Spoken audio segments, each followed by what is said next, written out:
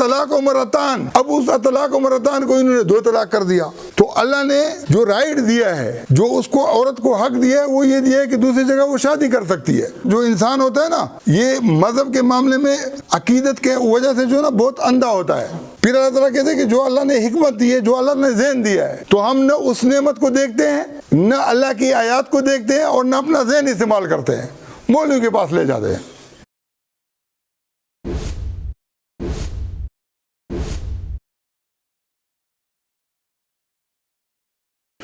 مولوی کیا کہتا ہے؟ جنگ اخبار کے اندر بھی مولانا سعید احمد جلال پوری کی جو ہے نا میں نے خود وہ پڑھی ہے، ریکارڈ کے اندر موجود ہوگا کہ میاں بیوی میں سے ایک کا اگر انتقال ہو جائے تو دوسرے کے لیے وہ اس کا دیکھنا حرام ہو جاتا ہے، طلاق ہو جاتی ہے، وہ نکاح ٹوٹ جاتا ہے۔ بھائی نکاح ٹوٹ جاتا ہے تو مفتی تقی عثمانی کی والدہ جو ہے نا 15-20 سال کے بعد مری ہے، تو اس کے اوپر زوجہ مفتی محمد شفیع لکھنے کی ضرورت تھی؟ مفتی محمود کی 2 بیویاں تھیں، دونوں کے اوپر زوجہ مفتی محمود لکھا ہوا ہے۔ اگر نکاح ٹوٹ گیا تو نکاح ٹوٹنے کے بعد کسی اجنبی کی طرف منسوب کرنا ٹھیک ہے یا غلط ہے؟ بھائی نکاح ٹوٹتا نہیں ہے۔ عورت کا جو حق ہے وہ اس کی حد بندی اللہ نے بیان کی ہے کہ 4 مہینے ناراضگی کی صورت میں، 3 مہینے طلاق کی صورت میں، اور 4 مہینے 10 دن بیوہ ہونے کی صورت میں، یہ اس کی عدت ہے۔ اس کے بعد اگر بیوہ چاہے تو ساری زندگی بیٹھ جائے، دوسرا جو ہے نا نکاح وہ نہ کرے، اور جب وہ مرے گی تو وہ قیامت کے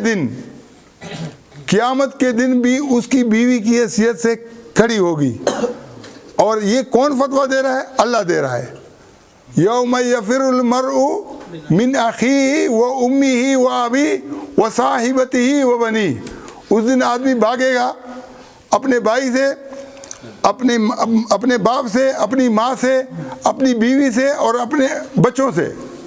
جیسے بچوں کا ماں باپ کا تعلق برقرار ہے، اس طریقے سے بیوی کا تعلق بھی برقرار ہے۔ میں نے ایسے سندھیوں کو دیکھا ہے اس مجلس میں بیٹھے ہیں جن کے والد کا انتقال ہوا تو ماں نے نہیں دیکھا کہ بھئی حرام ہو گئی۔ یہ عبید اللہ بھائی بیٹھے ہوئے ہیں۔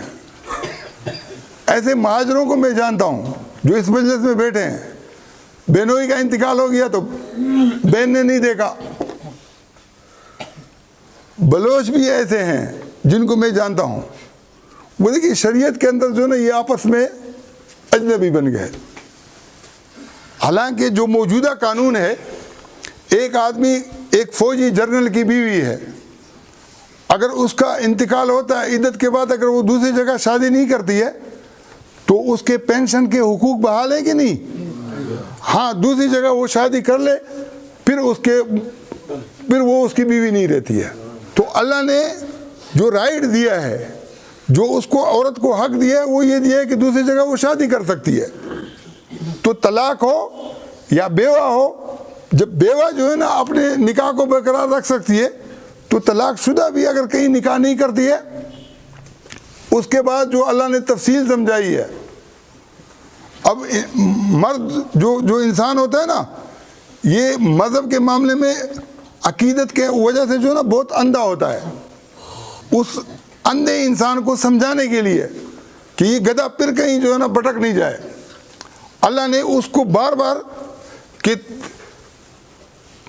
3 ادوار ہیں، پاکی کے دن، پھر حیض کے دن، پھر پاکی کے دن، پھر حیض کے دن، پھر پاکی کے دن، پھر حیض کے دن، 3 ٹینیور، 3 ادوار، 3 مراحل میں عورت کو انتظار کرنا ہوگا۔ اگر اس کو حمل ہے تو حمل تک انتظار کرنا ہوگا، اور ان 3 مراحل کے اندر اور حمل کے دنوں تک اللہ کیا کہتا ہے؟ وَبُعُولَتُهُنَّ أَحَقُّ بِرَدِّهِنَّ فِي ذَلِكَ إِنْ أَرَادُوا إِصْلَاحًا۔ شور اس مدت کے اندر رجوع کا حق رکھتا ہے، لیکن صلح کی شرط پر۔ اگر صلح کی شرط نہ ہوگی، اگر میاں بیوی راضی نہ ہوں گے تو رجوع نہیں ہو سکتا۔ پھر اللہ تعالیٰ یہ جو 3 ادوار ہیں، اس کے اندر پھر دوبارہ سمجھاتا ہے طلاق و مرتان، کامران بھائی، میں اور کامران ہم 2 افراد ہیں یا 2 مرتبہ ہیں؟ 2 مرتبہ تو نہیں ہے، یہ ہماری پہلی مرتبہ ملاقات ہے. بالکل یہ پہلی مرتبہ ملاقات ہے، تو اگر صبح تک بھی یہ ملاقات جاری کی یہ پہلی ہوگی. لیکن بیچ کے اندر گیپ آ جائے، سال کا گیپ آئے، 2 سال کا ہے، 2 دن کا ہے، پھر وہ دوسری ملاقات ہے. تو اطلاق و مرتان، اب اس اطلاق و مرتان کو انہوں نے 2 طلاق کر دیا. وہاں اندھوں کو سمجھایا کہ 3 مراحل. پھر نبی علیہ السلام نے غصے سے سمجھایا، بہت جلال کے اندر سمجھایا کہ بھئی قرآن موجود ہے اور تم میرے سامنے ایسے کرتے ہو. پھر سمجھایا کہ پاکی کے دنوں میں اپنے پاس رکھو یہاں تک کہ حیض آ جائے، پھر پاکی کے دنوں میں رکھو یہاں تک کہ حیض آ جائے، پھر پاکی کے دنوں میں رکھو یہاں تک کہ حیض آ جائے. اس کے بعد اللہ تعالیٰ نے تفصیل کے ساتھ طلاق کی 3 صورتیں بیان کی ہیں، کیونکہ یہ انسان جو نا ہے بڑا نادان، پھر بھٹک جاتا ہے.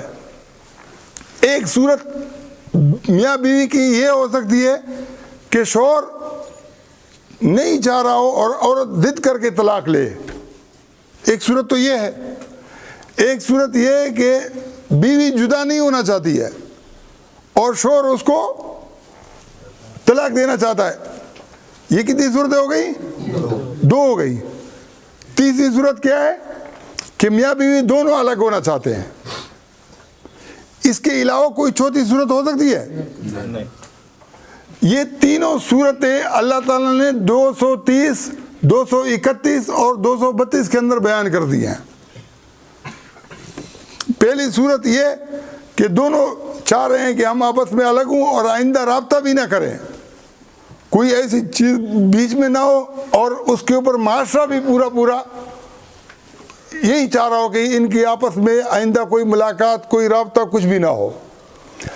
اب ایک معاشرتی مسئلہ دوسرا رہ جاتا ہے کہ اگر یہ جدائی ہوتی ہے تو شوہر اگر وہ پڑوس کے اندر کہیں شادی کرتی ہے تو وہ یار میری تو ناک کٹے گی کہ کل تک میری بیوی تھی آج کسی اور کی بن گئی.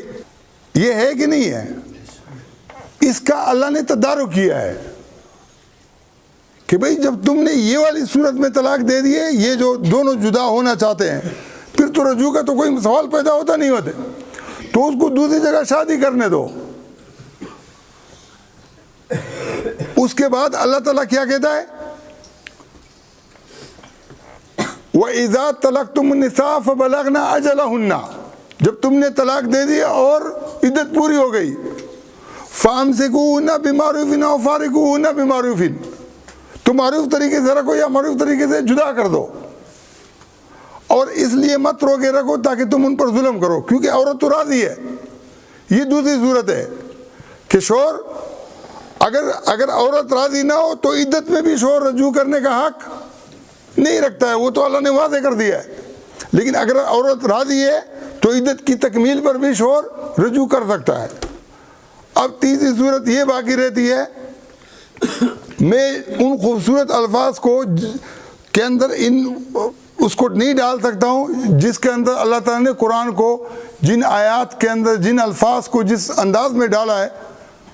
اللہ تعالیٰ اس کے اندر کیا فرماتا ہے کہ تم جو ہے نا یاد کرو نعمت کو. کیا نعمت؟ ایک پرائے آدمی نے اپنی بیٹی آپ کو دی ہے، اپنی بہن دی ہے، یہ نعمت ہے کہ نہیں ہے؟ جو اللہ نے آیات نازل کی ہیں کہ بھائی عدت میں اور عدت کے بعد رجوع ہو سکتا ہے، اس کو دیکھو. پھر اللہ تعالیٰ کہتے ہیں کہ جو اللہ نے حکمت دی ہے، جو اللہ نے ذہن دیا ہے، تو ہم نہ اس نعمت کو دیکھتے ہیں، نہ اللہ کی آیات کو دیکھتے ہیں، اور نہ اپنا ذہن استعمال کرتے ہیں، مولوی کے پاس لے جاتے ہیں.